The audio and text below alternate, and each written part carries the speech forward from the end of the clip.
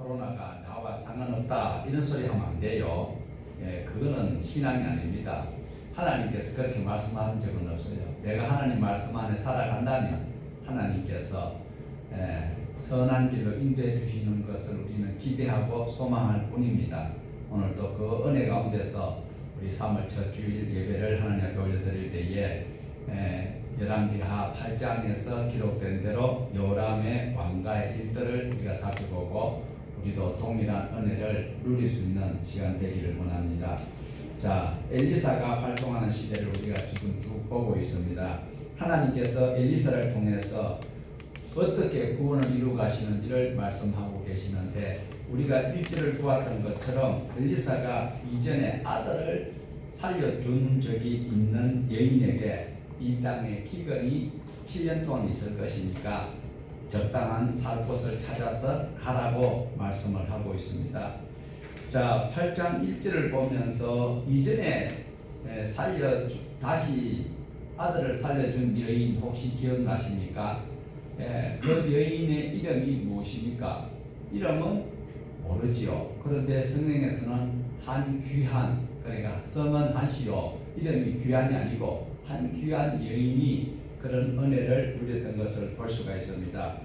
자, 그런데 4장에서 우리가 읽어봤던 4장에서 이 수넴의 한귀한이라는 여인의 가정에 어려움이 있었는데 해결을 해주시면서 다시 어려운 일이 기근이 있을 테니까 다른 곳에 살아라고 이렇게 말씀을 전거를 하고 4장 38절에 보면 이제 엘리사가 다시 길갈으로 가는 장면이 나오고 있습니다. 길갈에 갔을 때에 이미 흉년이 들어서 먹을 것이 없습니다. 선지생도들은 많이 늘어나 있는데, 그래서 그게 야생 등불을 넣어서 국을 끓이는 그런 사건도 있기도 한 그런 기근이 들어 있습니다. 이때에 하나님께서 엘리사에게 알려준 대로 한 귀한 여인에게 블레셋에 가서 7년 동안 살다가 오라라고 언지를 주었습니다. 그런데 7년이 되어서 고향으로 돌아오니까 한 귀한 여인이 자기 집과 전토가 다른 사람이 차지하고 있다는 거죠. 돌려달라고 해도 자기네들이 막무가내로 강제로 소유하고 있어서 왕에게 호소를 하러 가려고 이제 출발하였습니다. 청와대로 갔습니다. 그때에 청와대에서 엘리사의 사환이었던 게하시와 그리고 왕 요람이 서로 대화를 하고 있습니다. 요람 왕이 엘리사가 하나님의 사람이요 능력을 행한 것을 많이 알고 있는데 자세히는 다 몰라. 그래서 게하시에게 정말 엘리사가 했던 많은 일들을 나한테 소상하게 이야기를 한번 해봐라. 그러니까 게하시가 이런 일도 있고 저런 일도 있고 그 중에서도 독특한 것이 애가 죽었는데 살인 일이 있다 하니까 아무리 하나님의 사람이지만 그렇지 그럴 일이 있겠어? 이러면서 왕이 반신반의하고 있습니다. 정말입니다. 그 여인이 우리 선생님이 지나갈 때마다 수행지역 갈 때마다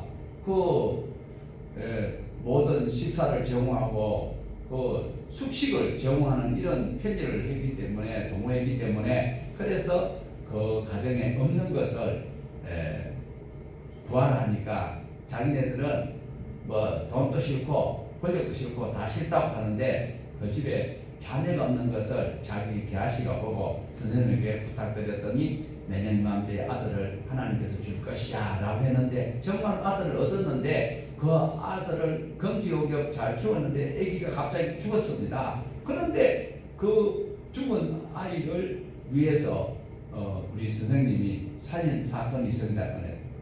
이 요람 왕이 반신반의하는 거예요. 믿을 거는 믿을 수 있지만은 사람이 죽었다가 산다는 것은 도저히 못 믿겠다는 그런 식으로 있을 때에 그때에 이 한 귀한 여사가 애를 데리고 왕에게 뭐하러 왔다? 자기 전토를 환원받으려고 왔는 거예요. 그때 게하시가 보니까 왕하고 지금 막 이야기하고 있는 당사자가 지금 저 문 열고 들어오는 거예요. 그러니까 너무 막 게하시가 기분이 좋아서 왕이요 왕이요, 제가 방금 말씀드렸던 그 주인공이 저기 있는 저 부인입니다, 저 애입니다. 이러니까 왕이 깜짝 놀라지요. 정말 그렇단 말이냐. 그러면서 그 한 귀한 여사에게 물어봅니다. 사실대로 고해라. 내가 엘리사가 그 귀한 일을 했지만은 지금 게하시가 하는 이야기를 듣고 내가 잘 이해가 안 돼서 그러니까 소상하게 이야기하라. 그러니까 사실 자기가 아들이 없었는데 아들을 주었고, 아들을 얻었는데 아들이 죽었는데 다시 살렸고, 그리고 나를 다른 곳에 가서 7년 동안 있다가 기근이 끝나거들랑 돌아오라고 했는데 돌아와 보니까 세상에 우리 집에 개똥이 아범이하고 개똥이 첩하고 그거 와가지고 살고 있는데 이거 너무 억울합니다. 그러니까 왕이 지금 게하시가 이야기하는 대로 엘리사가 그렇게 이야기하고 살리고 또 그렇게 피난 가게 했고 이랬는데 그 사실을 확인을 해봅니다. 그래서 한 관리를 임명하여서 조사를 해보니까 사실 7년 동안 이 양반이 무단 점령해서 그 농사를 짓고 그게 침범을 하고 있었기 때문에 7년 동안 있었던 소출까지, 실제로 7년 동안 농사 안 지었으면 그 아무것도 없잖아요. 그런데도 오히려 그 7년 동안의 소출까지도 한 귀한 여사에게 돌려주라라고 판결을 내리는 이런 일이 있습니다. 사랑하는 여러분, 이 소리는 무슨 일일까요? 절묘한 시간에 게하시가 하나님께서 이렇게 하셨다라는 것을 통쾌하게 설명하려고 하는 것이 아니라, 설명하는 부분도 충분히 되었지요. 그러나 우리가 여기서 하나님의 은혜를 경험할 수 있어야 되는 것이 무엇이냐 하면, 이 한 귀한 여인의 일도 중요하지만 한 귀한 여인이 억울한 일을 당했잖아요. 억울한 일을 당한 이 일을 누가 해결해 주었느냐는 거예요. 게하시가 했습니까? 요람 왕이 했습니까? 하나님이 해결했습니까? 결국은 하나님께서 한 귀한 여인의 어려운 문제를 해결하셨다라는 거예요. 자, 보세요. 그냥 우리는 단순하게 그렇구나, 그렇지, 그게 우리 그리스도인들이 너무 신앙을 근성을 하다 보니까 신천지한테 빠지는 거예요. 자, 여기에 한 귀한 여인이 왕에게 와서 당부를 합니다. 호소를 합니다. 억울함을 아뢰입니다. 청와대 청문을 냅니다. 이때에 요람 왕이 하나님을 제대로 믿고 있습니까? 엘리사가 활동하는 시대입니다. 그런데 하나님을 인정하는 시대가 아니라는 거예요. 그런데도 엘리사가 활동을 하였고, 그리고 하나님을 안 믿는 이런 시대인데도 불구하고 이 악한 시대에 하나님께서 요람 왕을 통하여서 이 여인의 애로사항을 해결하시는 분이 하나님이시다라는 것을 알려주고 있습니다. 이 코로나 때문에 온 시기가 들썩들썩하고 있습니다. 이럴 때에 우리가 어떻게 해야 될까요? 이걸 해결할 수 있는 분은 하나님밖에 없어요. 문재인 탄핵시키자, 탄핵한다고 나서거든 탄핵 처음만 번 해야지요. 탄핵한다고 되나? 안 된다니까. 아무리 목사라 할지라도 신천지가 막 지금 코로나 걸리가 있는데 거기 확진자들 속에 마스크도 안 하고 그냥 나라는 나사렛 예수 이름으로 까딱없어 그래 하면서 지나갔다 오면 하나님이 지켜주실까요? 안 되옵시다. 우리가 하나님의 처분을 바라면서 하나님께 사실 그 기회에 우리가 바로 선한 일을 해야 된다는 것을 말씀을 하고 있다는 거예요. 자, 이 한 귀한 여인의 가족의 이야기, 오늘 우리에게도 하나님께서 이렇게 해주실까요? 안 해주실까요? 우리가 한 귀한 여인의 믿음처럼 신앙처럼 살면 되는 거예요. 이 여인이 아들이 죽었을 때 어떻게 했습니까? 오돌방정을 떨고 막 난리 났습니까? 아니에요. 남편한테도 이야기 안 하고 거기로 바로 갈멜산에 엘리사가 있는 그곳으로 자기 사환을 내리고 말을 타고 두말하지 않고 바로 갔어요. 오늘 저와 여러분이 어려운 문제가 있으면 하나님 앞에 직고를 하십시오. 하나님 말씀 안에서 해결할 수 있도록 우리가 요구를 할 때에 하나님께서 그 여인의 믿음을 보시고, 신앙이 엉터리 신앙이 아니단 말이요. 그냥 여 물어보고 저 물어보고 막 어떻게 될지 우왕좌왕하는 신앙이 아니라 하나님의 말씀 의지해서 내가 언제 아들 달라고 했습니까? 그런데 아들 주시나 놓고 이게 무슨 짓입니까? 엘리사도 할 말 하나도 없죠. 그러니까 자기 사원에게 짝대기를 주면서 너는 좌우도 보니까 쫓아가가 그 애 얼굴 위에 지팡이 올려놔라. 이게 무슨 미신 같은 소리예요. 그런데 그 게하시가 진짜 신발에 무엇이 타는 냄새가 나도록 쫓아가지고 지팡이를 아이 위에 올려놨는데도 아이 안 살아나는 거예요. 근데 게하시가 쫓아가시면 이 여인이 따라가 봐야 되는데 선생님이 가셔야 됩니다. 선생님이 가셔야 됩니다. 오늘 우리의 선생님이 누가 돼야 될까요? 이 구세주인 예수 그리스도와 함께 동행하는 삶을 살아야 돼요. 그럴 때에 게하시가 하지 못했던 것, 엘리사 선생님이 가서 문을 끌어잠그고 그 아이 위에 엎드려서 코와 눈은 코는 코, 입은 입, 그리고 하는 그 기도를 어떤 미친 사람들은 또 처녀에게만 하는 그런 목사들도 있다고 일각에서는 하는데, 어쨌든 그 엘리사가 아이를 살렸던 것을 이 여인은 하나님 앞에 진솔하게 믿었고, 그리하였던 것 가운데 하나님께서 7년 동안의 기근에도 피하게 하게 엘리사를 통해서 말씀을 전하였고, 그리고 또 자기 전토를 다시 찾는 이런 일들이 오늘날에도 우리에게 일어날 수도 있다라는 것입니다. 우연이 아니라는 거예요. 우연이 아니라는 거예요. 많은 사람들은 믿음으로 보지 아니하고 우연으로 보고, 또 세상에 신기한 일들이 일어나면 모두가 다 운명에 기인하고 있습니다.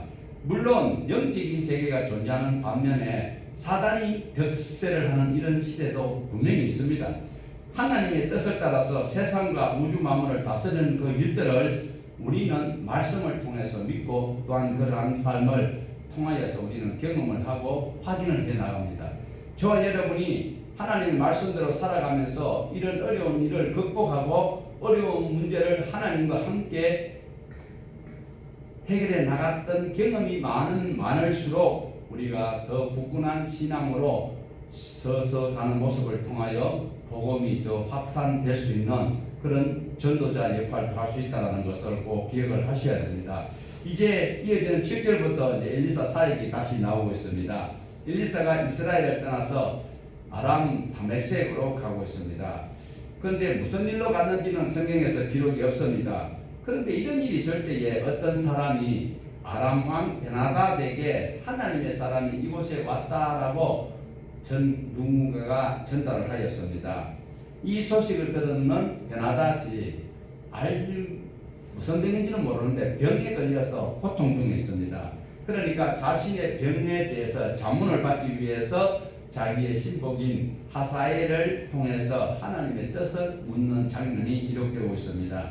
8절 보시면 왕이 하사엘에게 이르되 너는 손에 예물을 가지고 가서 하나님의 사람을 맞이하고 내가 이 병에서 살아나겠는지 그를 통하여 여호와께 물으라. 사랑하는 여러분, 지금 여기는 이방 땅이요, 지금은 시리아고 그 당시엔 아람 나라입니다.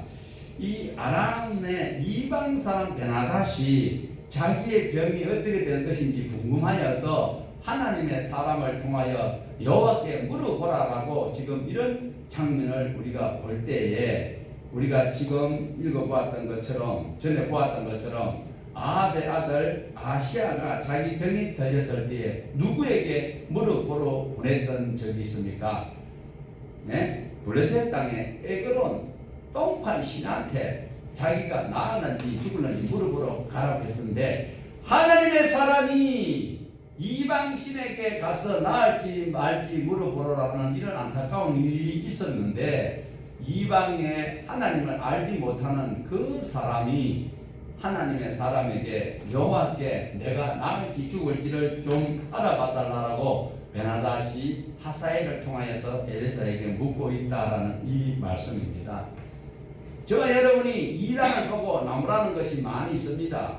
그 나무랄 부분이 분명히 있죠. 하지만 그들의 열정과 그들이 하고 있는 그런 모든 모습 속에서 취사 선택할 것은 분명히 취해야 합니다. 잘못된 것은 반면교사로 삼고, 지금 베나닷이 하사엘을 통하여서 자기의 병이 어떻게 될 것인지 누구에게 물으라고 합니까? 자기 신에게 묻는 것이 아니고 여호와 하나님의 사람에게 자기 질병 여부를 묻고 있다라는 것입니다. 10절에서 말씀하고 있는 것처럼 왕이 반드시 나을 것이다 라고 전하면서 한마디를 덧붙이는 장면을 우리는 여기서 눈여겨보셔야 됩니다.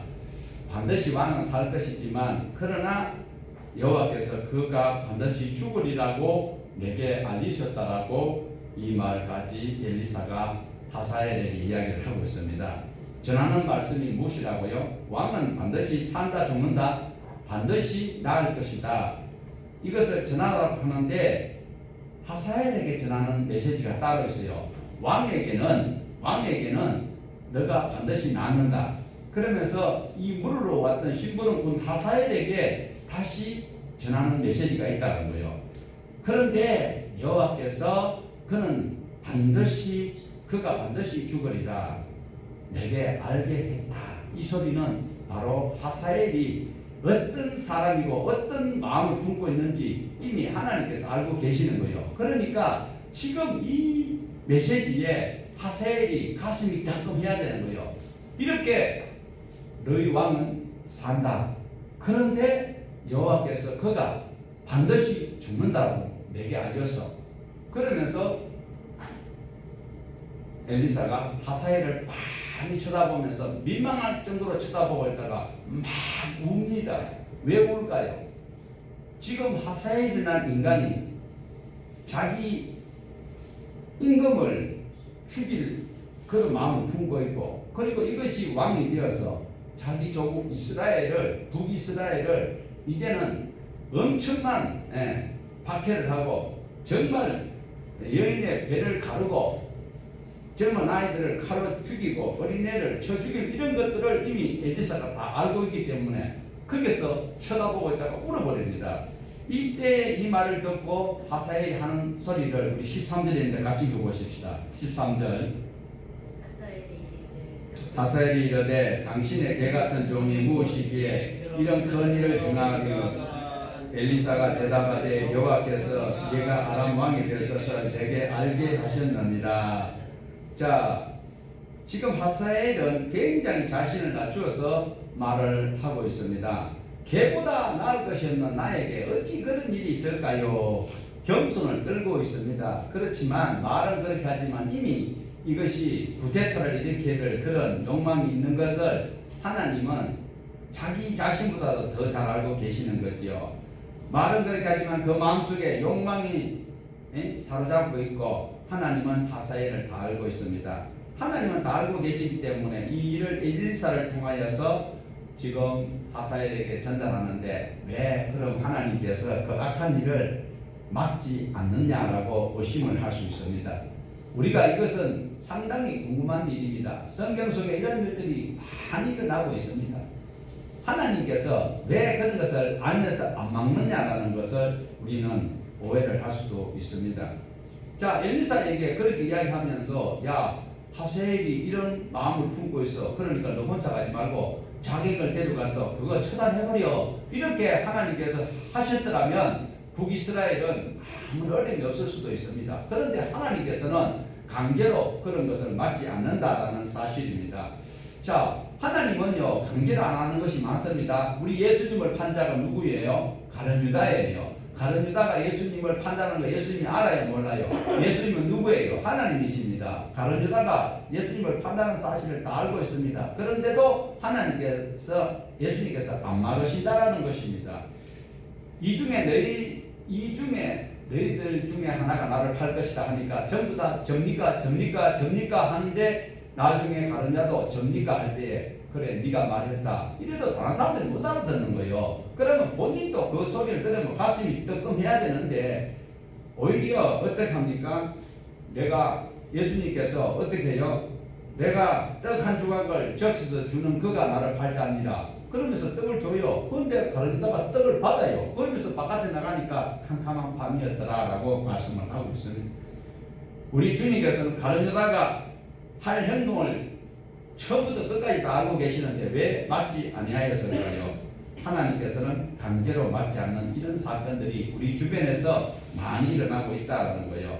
자, 오늘 하사엘이 지금 베나다 아람 나라의 베나닷의 신복인 하사엘이 이런 악한 일을 할 것 또한 하나님이 알고 계셨다 몰랐다 알았다라는 거예요. 그런데 하나님 미리 알고 계시는데 하나님은 강제로 안 막으신다. 사랑하는 여러분, 오늘 저와 여러분은요 미리 하나님께서 이렇게 말씀하시는데 그 말씀을 순종하지 않아서 일어나는 일에 대해서는 책임은 누가 져야 될까요? 당사자가 책임을 져야 한다라는 것입니다. 오늘 또 저와 여러분은 가룟 유다 때문에 예수님이 그리스도가 되었다라고 그런 헛소리하는 사탄의 말에 괜히 빠지지 말고 우리는 하나님께서 로봇으로 만들지 아니하고 우리 모두에게 자유 의지를 주시고 무엇이든지 무엇이 옳고 그름을 판단할 수 있는 지혜를 하나님께서 주셨다라는 걸 기억을 하시면서 내가 하나님의 형상으로서 올바른 판단과 그 가치관을 가지고 하나님의 나라에 어떻게 합당하게 쓰임받을 수 있는 것인지를 판단하면서 그 지혜를 구할 수 있는 저와 여러분이 되셔야 돼요. 하나님께서 강제를 안 하십니다. 하나님께서 보통 지금 은사주의자들이 많은 그렇게 듣기 좋은 소리를 합니다. 자기가 밤에 잠을 자는데 자기 아들이 운전해서 서울로 가는데 막 그날 안개가 많이 끼었는데 갑자기 자는데 막 깨워가지고 성령께서 기도를 막 하게 하셨는데 아들이 가다가 교통사고가 났는데 차가 다 죽은 상태에 내가 폐차시키는데 우리 아들은 안 다쳤어요. 그래서 하나님께서 나를 깨워가지고 여러분 그것이 하나님 하신 일입니까? 하나님이 하신 일 같으면 그 운전하는 아들 녀석에게 앞에 사고 나니까 안개 꼈으니까 차 세워놨다가 날 말가면 가라 하는 그것이 하나님께서 더 정당하게 하신 일이지. 왜 집구석에 잠자고 있는 자기 모친을 깨워가지고 기도하게 하고 사고 나고 당사자를 얼마나 말로는 다 떠났을 거잖아요. 오늘 그런 말에 현혹되어서 오늘 우리가 신전지에 빠질 수도 있는 거예요. 하나님께서는 강제를 하지 않는 거예요. 내가 조심하면서 조심하셔야 되는 거예요. 하나님의 말씀을 바로 읽고 바로 배우는 일에는 믿음 생활 오래 했다고 저절로 알아질까요? 천만에. 저는 예고사님 보면 너무너무 존경스러운 것이 저렇게 열심히 많으신 분이 그 말씀 배우시겠다라고 화요일마다 어렵습니다. 웬만한 목사님들보다도 우리 권사님 성경 더 많이 알고 계시잖아요. 신학교 가면 다 성경 잘 아는 줄 알고 앉았어요. 목사는 성경 다 잘 알고 있는 줄 알고 있어요. 목사님이라 할지라도 그 성경을 알고 다시 잊어버리지 않기 위해서 그 말씀을 내가 노력하는 것만큼 그 지식이 내게 머물고 있는 것 순간에요. 우리는 지혜가 가면 갈수록 자꾸 잊어버릴 수도 있어요. 그걸 반복적으로 노력하는 것만큼 하나님께서 알려주시는 것이지 목사가 되었기 때문에 내가 신앙생활 오래 했기 때문에 그거 다 아느냐고 어렴풋이 들은 적은 있어. 어설프게 알다가 선언갈 까먹고 지옥 가는 그 하나 같은 짓을 우리가 하면 안 된다는 거예요. 하나님은 내가 교회 다니기 때문에 무조건 하나님 해주시는 것은 아니다라는 거예요. 이 한 귀한 여인도 하나님의 말씀대로 살고 하나님의 말씀에 의지했을 때에 하나님께서 그 어려운 시대에 하나님이 인정하지 않는 그 시대에 하나님께서 보호하시는 것을 우리에게 알려주시는 거예요. 코로나가 지금 만연하는데 우리는 하나님 믿기 때문에 깜빡 없어요. 우리 예배 드리는데 지금 부지소에 경장서 있는지 모르는 정광훈 목사가 우리가 그런 식으로 하면은요 개인 신앙적으로는 어떻게 우월감을 순간적으로 또 위안을 받을 수 있었는지는 몰라도 다음 세대에게 복음을 전하는 일에는 굉장히 어려움이 있다는 거예요. 그럼 하나님께서 함께 해주셔가지고 막 어설프게 막 요나처럼 막 뛰어가면서 어설프게 전도해도 니네 사람들이 다 해결 웃기는 소리 하지 마세요. 성경에 1189장 속에서 그러한 적이 요한에게 딱 한 번 있었어. 왜 자꾸 신기한 걸 가지고 우리 기독교를 자꾸 드러내려고 그러니까 이단들이 날뛰는 거예요. 우리가 살아가는 이 세상 속에서 다른 사람들을 어떤 누구를 만나느냐에 따라서 굉장히 중요합니다. 굉장히 중요한 것이 다른 사람을 만나는 것도 중요하지만 내가 어떤 사람이냐도 굉장히 중요하다는 사실을 스스로 돌이켜보고 하나님의 말씀에 거울에 내 모습을 비춰보셔야 되는 것입니다. 자, 하사엘이 이제 어떤 일을 할 것인지 하나님께서 엘리사를 통해서 말씀을 전달했습니다. 그런데 하사엘이 돌아가서 뭐라고 합니까? 왕이 반드시 살아나실 것입니다 라고 말해놔놓고 이불을 물에 적셔가지고 팍 덮어버리면 그 사람이 산다 죽는다. 그래놓고 왕은 누가 되었다? 하사엘이 왕이 되었다라는 거예요. 이미 하나님께서 아시고 엘리사를 통하여서 당사자에게 회개 기회를 주었는데도 그는 개 같은 나라에게 어찌 그런 일이 있겠습니까? 이미 자기 했어요. 가룟 유다에게 떡을 지어 주시는데도 내니까. 자, 하사엘이 개만도 못한 하찮은 내가 이런 표현을 했을 때 굉장히 참 겸손한 사람으로 보일 수 있는데, 이때에 아람과 가까운 아수르 나라가 있어요. 아수르의 그 당시에 지금 살만에셀이라는 왕이 있는데 그의 신복이 기록한 섬세가 기록하는 곳에 보면은요, 사람에 불과한 개 같은 사람이 왕위를 찬탈했다고 기록을 해놓고 있다라는 사실입니다. 역사에 기록이 되어 있다라는 거예요. 자, 이후에 하사엘이 어떤 일을 행하는가? 아까 엘리사가 빤히 쳐다보다가 울었다고 했잖아요. 우는 이유가 뭐예요? 베나다시 죽는 건 관계없어. 타국이니까, 이방인이니까. 그런데 자기 조국이 지금 어린아이들이 목배임을 당하고 청년들이 죽임을 당하고 임신한 부인들이 배가 쪼개지는 이런 일들을 누가 한다고? 하사엘이 한다라는 것을 이미 하나님 알려주셨고, 그렇게 할 장로님이 앞에 있는데 그걸 쳐다보고 우는데 개 같은 내가 어찌 그런 일을 하겠소? 정말로 어떻게 되느냐? 열왕기하 10장 32절에 보면 하사엘이 이스라엘의 모든 영토를 기록했다고 기록되어 있을 뿐만 아니라 또 12장, 열왕기하 12장 17절에서 18절 보면요, 예루살렘까지 공격을 하러 내려와요. 이때에 유다왕 요아스가 모든 성물과 자기가 구별하여 드린 성물과 여호와의 성경 복간에 왕궁에 있는 금을 가져다가 아람 왕 하사엘에게 보냈을 때에 하사엘이 예루살렘을 떠나가더라. 자, 엘리사가 지금 북이스라엘에 속한 그 소속은 주소는 북이스라엘에 있을런지 몰라도 남유다도 내 민족이요, 북이스라엘도 내 민족이야. 그런데 내 민족에게 이 나쁜 짓을, 악한 짓을 할 이 하사엘을 보고 울었단 말이죠. 그런데 그대로 지금 되고 있다는 것이 성경에서 기록이 되고 있다는 겁니다. 자, 보세요. 자, 하사엘이 남북 이스라엘에 다니면서 여인의 배를 가르고 애를 쳐 죽이고 막 재산을 불치르고 탈취해가는 이 사건이 나쁜 놈이죠. 그런데 이런 일이 일어나는 이유가 어디 있느냐라는 거예요. 그 이유가 열왕기하 13장 2절에 3절에 밝히고 있습니다. 이스라엘이 여호와 보시기에 악을 행하기 때문에 이스라엘에게 놓아서 아람 왕 하사엘 손과 그 아들 베나다드의 손에 넘겼다라고 성경은 분명히 말씀을 하고 있습니다. 이스라엘이 고난당하는 것은 바로 자기네들의 죄 때문에 그렇다, 이렇게 분명히 밝히고 있다라는 거예요. 그러면 우리가 여기서 또 오해하지 말아야 되는 것은, 그러면 이스라엘이 죄를 지었기 때문에 하사엘이 와서 무조건 쳐 죽이고 막 이렇게 잔인하게 하는 것 하사엘이 잘했다? 아니에요. 잘한 것 아니에요. 하사엘이 무자비하게 했던 그것은요, 다음에 하나님 또 처벌한다라고 아모스 1장 4절에 보면 내가 하사엘의 집에 불을 보내리니, 자, 이건 우리 같이 읽어보십시다. 자, 시작. 내가 하사엘의 집에 불을 보내리니 베나닷의 궁궐을 사르리라. 자, 악한 사람도 악한 시대에 쓰임을 받지만 쓰임 받는다고 다 선한 것은 아니다라는 거예요.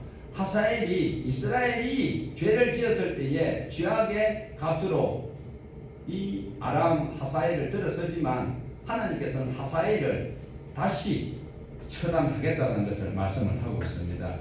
자, 우리 본문 8장 16절을 다시 한번 보십시다. 시작.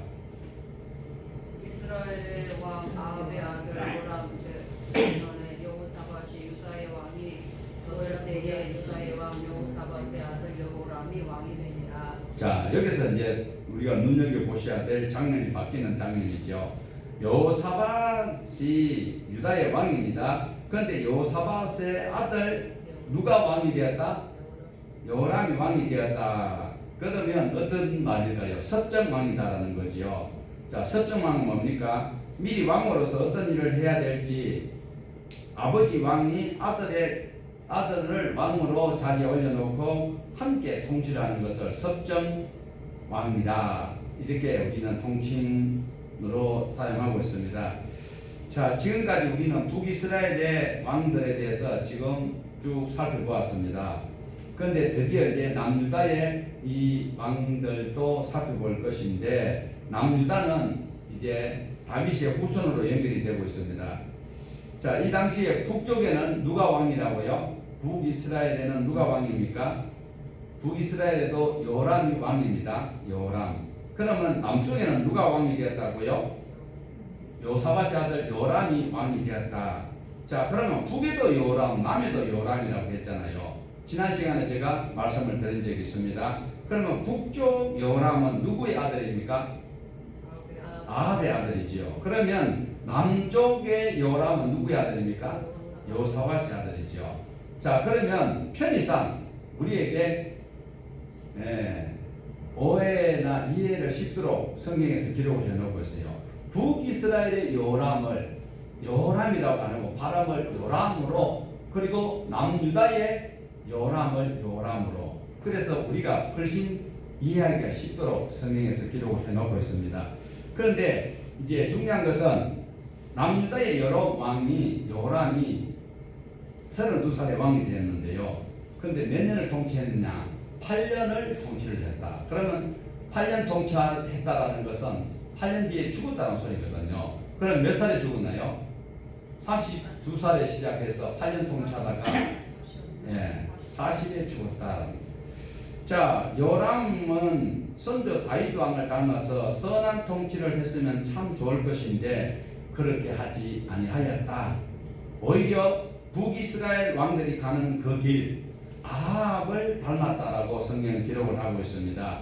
여호와 보시기에 악을 행하였다라고 기록을 합니다. 그래서 성경은 또 무엇이라고 하는 거 하니까 누구의 딸을 아내로 맞이하였기 때문이다. 아합의 딸. 그 이름이 뭐다? 아달레요.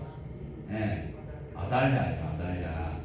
그래서 이 요람이 얼마나 악한 왕인지 우리는 열왕기를 통하여서는 알기가 어렵는데 역대기를 좀 살펴보면 이 남쪽의 요람이 왕이 되었을 때 얼마나 악한 짓을 했는지 역대하 21장 4절에 보면 요사밧의 큰 아들인 요람이 왕이 되고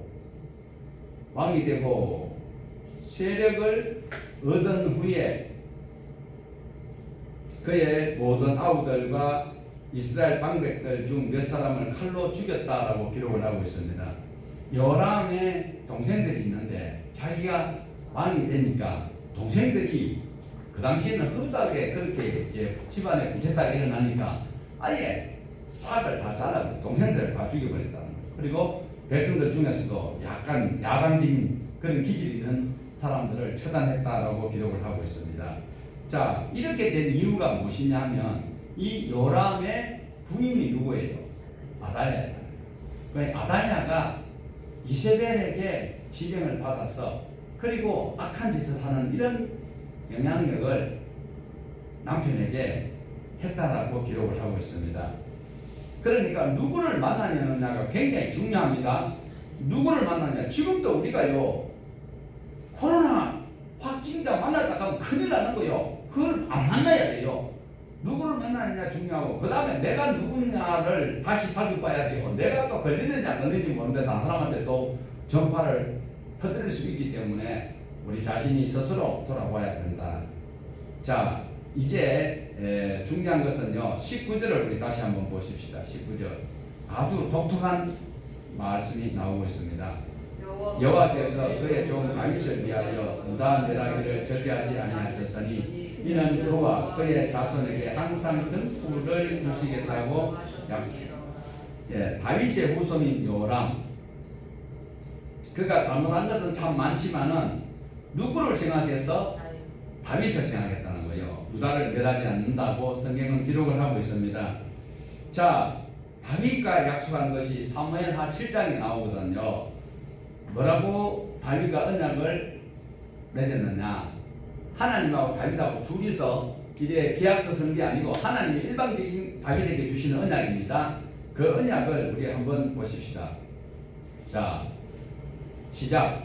나는 그에게 아버지가 되고 그는 내게 아들이 되리니 그가 만일 죄를 범죄하면 내가 사람의 뇌와 인생의 채찍으로 징계하려니와 내가 내 앞에서 물러나게 한 사울에게서 내 은총을 빼앗은 것처럼 그에게서 빼앗지는 아니하리라. 자, 너의 집과 너의 나라가 내 앞에서는 영원히 보존되고 너의 왕위가 영원히 경고할 것이다 라고 다윗에게 언약을 하나님이 허락하신다라는 거예요.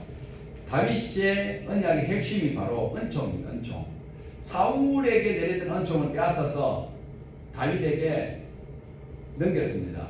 이것이 왕이 되었다. 사울이 임금이었는데 사울의 임금 자리를 다윗에게 옮겼는데 이 사울에게서 빼앗았던 이 은총을 너에게는 내가 빼앗지 않겠다. 그러니까 어떻게 해요? 계속 왕위가 연결이 되어져 갈 것을 말씀을 하고 있습니다. 그런데 이스라엘 역사를 우리가 알고 있듯이 다윗의 후손은 망대는 두지만 왕권은 무너지지 않는데 왕권이 안 무너질까요? 나중에 무너져요. 맨 끝에는 누가 왕권을 차지합니까? 예수님이 차지하지요. 그런데 유다 땅에 징계가 있어요, 없어요? 징계는 있습니다.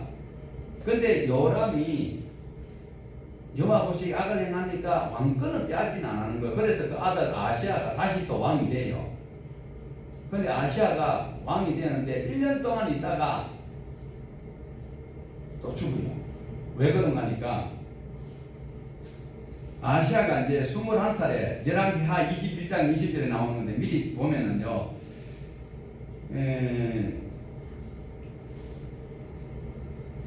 아시아가 21살에 왕이 되어서 1년 동안 다스리다가 죽었는데 자기 외삼촌한테 신만 났다가 거기서 에울에게 화살 맞아가지고 죽거든요.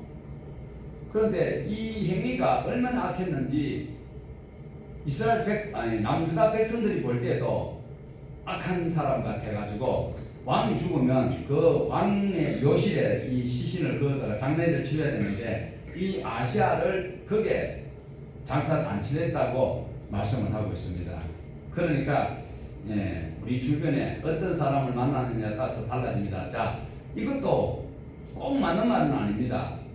악한 사람 만난다고 그 악한 사람으로 내가 물드는 건 아닙니다. 아합이 악한 사람이었잖아요. 그런데 요사밧은 착한 사람이었어요. 그런데 요사밧이 사돈 아합을 만났을 때에 요사밧이 얼마 가지고 악한 그런 사람이 되었나요? 그건 아니거든요. 그러나 중요한 것은 요사밧은 신앙의 교육을 받았던 사람이니까 그걸 지킬 수 있는 거예요. 내가 건강하면은요, 코로나 잠깐 많아도 코로나도 여러 가지가 있대요. 19가 무섭게 19, 코로나 19 밑에는 뭐예요? 코로나 18은 아주 나쁜 거예요. 그거보다 이제 19. 근데 코로나가 여러 가지가 있대요. 그런데 내가 건강하면 웬만한 병균들을 약간 머리야 이럴 수도 있지만 생명의 지장이 없듯이 요사밧이 건강한 신앙 안에 있었기 때문에 그 신앙의 기본이 없었던 아합이 악한 짓을 하였을지라도 요사밧은 오염되지 않았는데 이 요람 아들 아달랴의 이세벨의 딸 아합의 딸 이 며느리가 너무 악한 거예요. 그 아들이 아시아야. 아시아가 너무 악하니까 그러니까 여인 며느리를 잘못 봐가지고 요사밧의 집안이 이렇게 어려움을 당하게 되었다. 누구를 만나야 되나? 그러니까 예수 믿는 사람 전도해서 결혼을 시키기가 전도하면 되지. 어렵습니다. 요람 왕이 그렇게 되고 아시아 왕이 그렇게 되었다면 우리에게서 분명히 반면교사를 삼으십시다. 더디더라도 예수 믿는 자부를, 예수 믿는 사위를 꼭 데려야 됩니다. 아까 이 목사님은 성공했는데 그게 상당히 어렵습니다. 상당히 어렵습니다. 그래서 문제를 외부로 돌리기보다도 내부로 돌리면서 내 신앙을 더 키워갈 수 있는 이런 신앙이 우리 모두에게 되어야 된다라는 것입니다. 자, 자기 외삼촌이 북이스라엘에 문병하러 갔다가 결국은 왕이 된 지 1년 만에 죽었던 이 아시아. 저쪽에도 또 북쪽에도 아시아 왕이 있어요. 먼저. 그리고 남쪽에 이제 요람 왕의 아들이 아시아인데 이렇게 헷갈리도록 만드는 사람들이 북이스라엘 사람들이 좀 신앙이 시원찮아서 그랬습니다. 자, 그래서 우리가 분열 방법을 지금 정리를 하고 있는데 16절부터 29절까지 남유다의 2명 왕과 여로암 왕 아시아까지 우리가 봤습니다. 자, 북이스라엘은 처음부터 끝까지 느바시 아들 여로보암이 다음과 베델에 금송아지를 만들어 놓고 절기를 마음대로 만들고, 그리고 뭐 제사장도 일반 사람들을 제사장으로 세우고 해서 그 악한 죄가 계속 연결되는 것은 당연한 것이지만, 남유다는 아무래도 다윗의 후손으로서 안 해야 될 짓을 하는 이런 것들은 지양돼야 되는 것이죠. 자, 북이스라엘이 타락한 것처럼 남유다 왕들도 오히려 아합의 죄를 따라갔을 때, 죽었을 때에 그 묘실에 안치 안 되는 이런 안타까움을 우리가 보고 있습니다. 이렇다면 우리는 어떻게 해야 될까요? 지금 이 시대를 우리가 어떻게 살아가야 할 것인지를 잘 정리를 하시고, 우리가 하나 생각해 보아야 되는 것은 악한 시대라 할지라도 이 한 귀한 여인이 하나님의 보호함을 받았던 것처럼 이 전도가 안 되는 시대라 할지라도 내가 꼭 복음을 증거해야 될 사람이 있으면 그 사람에게는 생명을 다해서 복음을 증거를 해서 천국에 꼭 갈 수 있도록 해야 되지요. 그래야 할 수 있는 우리 신앙이 견고하게 세워져야 된다라는 겁니다. 그렇처럼 오늘도 이 한 귀한 여인이 어려운 시대에 구원을 받았던 것처럼 하나님께서는 하나님의 사람을 구원시키고 악한 짓을 한 사람은 뭘 하신다? 심판을 하신다. 자, 그러므로 오늘은 하나님께서 구원할 자를 구원하시고 심판할 자를 심판하신다라는 이 확실한 교훈을 우리가 기억을 하시고, 이 전염병이 창궐하는 이때에 우리가 할 도리를 다하고 하나님의 사람으로 하나님의 보함을 받을 수 있는 우리 모두가 되기를 주님의 이름으로 축복합니다.